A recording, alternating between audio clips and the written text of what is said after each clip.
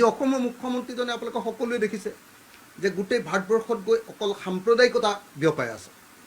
তেওঁ election campaign কৰিছে মানে অকল হিন্দু মুছলমান মন্দিৰ মছজিদ গোটেই অসমত মানে হিন্দু মুছলমান কৰি এতিয়া ভাৰতৰ মানুহৰ দৃষ্টি আকৰ্ষণ কৰিবৰ কাৰণে বিজেপি RSSৰ তেওঁ ভাল ল'ৰা হ'বৰ কাৰণে এতিয়া গোটেই ভাৰতবৰ্ষত য'তেই কেম্পেইন কৰিবলৈ গৈছে আমি মছজিদ ভাঙিম, আমি মন্দিৰ বনাম, আমাক মন্দিৰ বনাবৰ কাৰণে ভোট লাগে, এনেকুৱা ধৰণৰ ফটুৱা কথা কৈ অসমৰ মুখ্যমন্ত্ৰীয়ে গোটেই অসমৰ ওচৰত অসমৰ মানহানি কৰিছে। এইটো দুৰ্ভাগ্যজনক। অসমৰ মুখ্যমন্ত্ৰীয়ে এনেকুৱা সাম্প্ৰদায়িকতা বিয়পাই থকাৰ পৰিৱৰ্তে অসমত এই সময়ত দেখা দিয়া অসমৰ মানুহৰ মূল সমস্যা মূল্যবৃদ্ধি, ক্ষুদ্ৰ চাহ খেতিয়কৰ পাতৰ সমস্যা আৰু আনটো হ'ল যে কঠীয়া পাৰিব নোৱাৰা সমস্যা, এই সমস্যাবিলাকত মাথা মাৰিবৰ কাৰণে মনোযোগ দিবৰ কাৰণে আমি অসমৰ মুখ্যমন্ত্ৰীক আহ্বান জনাইছোঁ। দ্বিতীয় বস্তুটো হ'ল অসমৰ ইৰিগেশ্যন মন্ত্ৰীজন আপোনালোকে সকলোৱে জানে যে এনেকুৱা এজন মানুহক ইৰিগেশ্যন মন্ত্ৰী দিছে যিজন মাৰোৱাৰী মানুহ। মাৰোৱাৰীয়েনো অসমত ক'ৰবাত খেতি কৰা দেখিছে নেকি আপোনালোকে কওকচোন? খেতিৰ বিষয়ে কিবা জানে নেকি আপোনালোকে নিজে কওকচোন? হা, খেতিৰ বিষয়ে নজনা মাৰোৱাৰী মানুহ এজন, অকল বেপাৰ কৰি খোৱা মানুহ এজন, বেপাৰী এজনক আজিৰ দিনটোত আমাৰ ইৰিগেশ্যন ডিপাৰ্টমেণ্টৰ মন্ত্ৰী পাতি দিছে। অচ্যুত সিংগাল ডাঙৰীয়া যি কেতিয়াও খেতি কৰিবৰ কাৰণে উপযুক্ত নহয়। অসমততো মাৰোৱাৰী মানুহেতো আৰু খেতি নকৰে ন, সকলোৱে জানে, বেপাৰ কৰি খায়। তো সেই বেপাৰী এজনক আজি ইৰিগেশ্যনৰ মন্ত্ৰী পাতি দিয়াৰ কাৰণে আজি এক টোপাল বিজেপি চৰকাৰৰ শাসনকালত এক টোপাল পথাৰত পানী যোগান দিব পৰা নাই।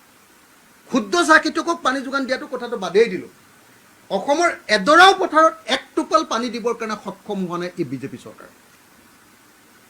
তৃতীয় বস্তুটো হ'ল যে অসমৰ কৃষি মন্ত্ৰীজনটো তেওঁ এতিয়া দিল্লীক অকল সন্তুষ্ট কৰাত ব্যস্ত। তেওঁক অকল তেল মৰাৰ বিদ্যাটোৰ বাহিৰে তেওঁৰ আৰু অন্য বিদ্যা একে নাই। এগ্ৰিকালচাৰ মিনিষ্টাৰ অতুল বৰা ডাঙৰীয়া দিল্লীক সেৱা কৰাৰ বাহিৰে বেলেগ একো নাই। হিমন্ত বিশ্ব শৰ্মাক সন্তুষ্ট কৰি লুটি থকাৰ বাহিৰে বেলেগ কোনো কাম নাই তেওঁৰ। এগ্ৰিকালচাৰ মিনিষ্টাৰ, তেওঁক খবৰেই নাই যে অসমত এতিয়ালৈকে কঠীয়া পাৰিব পৰা নাই কোনো মানুহে, হাল বাব পৰা নাই পথাৰত, কোনেও নাজানেই তেওঁ।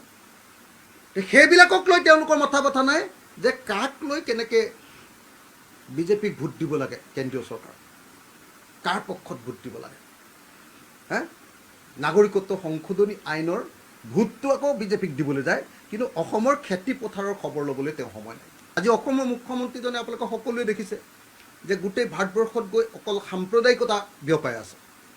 তেওঁ ইলেকশ্যন কেম্পেইন কৰিছে মানে অকল হিন্দু মুছলমান মন্দিৰ মছজিদ গোটেই অসমত মানে হিন্দু মুছলমান কৰি এতিয়া ভাৰতৰ মানুহৰ দৃষ্টি আকৰ্ষণ কৰিবৰ কাৰণে বিজেপি RSSৰ তেওঁ ভাল ল'ৰা হ'বৰ কাৰণে এতিয়া গোটেই ভাৰতবৰ্ষত য'তেই কেম্পেইন কৰিবলৈ গৈছে আমি মছজিদ ভাঙিম, আমি মন্দিৰ বনাম, আমাক মন্দিৰ বনাবৰ কাৰণে ভোট লাগে, এনেকুৱা ধৰণৰ ফটুৱা কথা কৈ অসমৰ মুখ্যমন্ত্ৰীয়ে গোটেই অসমৰ ওচৰত অসমৰ মানহানি কৰিছে।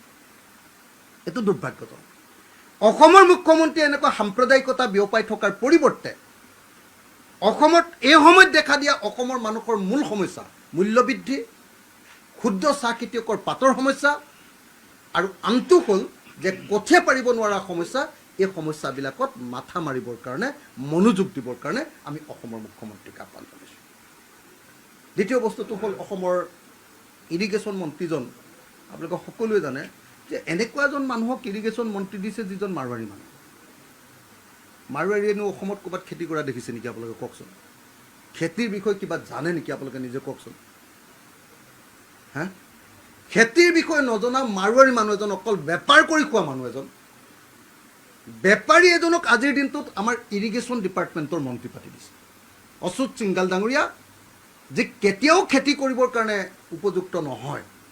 অসমততো মাৰোৱাৰী মানুহেতো আৰু খেতি নকৰে ন, সকলোৱে জানে, বেপাৰ কৰি খায়। তো সেই বেপাৰী এজনক আজি ইৰিগেশ্যনৰ মন্ত্ৰী পাতি দিয়াৰ কাৰণে আজি এক টোপাল বিজেপি চৰকাৰৰ শাসনকালত এক টোপাল পথাৰত পানী যোগান দিব পৰা নাই। ক্ষুদ্ৰ চাহ খেতিয়কক পানী যোগান দিয়াটো কথাটো বাদেই দিলোঁ, অসমৰ এডৰাও পথাৰত এক টোপাল পানী দিবৰ কাৰণে সক্ষম হোৱা নাই এই বিজেপি চৰকাৰ। তৃতীয় বস্তুটো হ'ল যে অসমৰ কৃষি মন্ত্ৰীজনটো তেওঁ এতিয়া দিল্লীক অকল সন্তুষ্ট কৰাত ব্যস্ত। তেওঁক অকল তেল মৰাৰ বিদ্যাটোৰ বাহিৰে তেওঁৰ আৰু অন্য বিদ্যা এতিয়া নাই। এগ্ৰিকালচাৰ মিনিষ্টাৰ অতুল বৰা ডাঙৰীয়া দিল্লীক সেৱা কৰাৰ বাহিৰে বেলেগ একো নাই। হিমন্ত বিশ্ব শৰ্মাক সন্তুষ্ট কৰি লুটি থকাৰ বাহিৰে বেলেগ কোনো কাম নাই তেওঁৰ। এগ্ৰিকালচাৰ মিনিষ্টাৰ তেওঁক খবৰেই নাই যে অসমত এতিয়ালৈকে কঠীয়া পাৰিব পৰা নাই কোনো মানুহ, হাল বাব পৰা নাই পথাৰত কোনেও নাজানেই তেওঁ। সেইবিলাকক লৈ তেওঁলোকৰ মাথা ব্যথা নাই যে কাক লৈ কেনেকৈ বিজেপিক ভোট দিব লাগে, কেন্দ্ৰীয় চৰকাৰ কাৰ পক্ষত ভোট দিব লাগে। নাগৰিকত্ব সংশোধনী আইনৰ ভোটটো আকৌ বিজেপিক দিবলৈ যায়, কিন্তু অসমৰ খেতি পথাৰৰ খবৰ ল'বলৈ তেওঁ সময় নাই।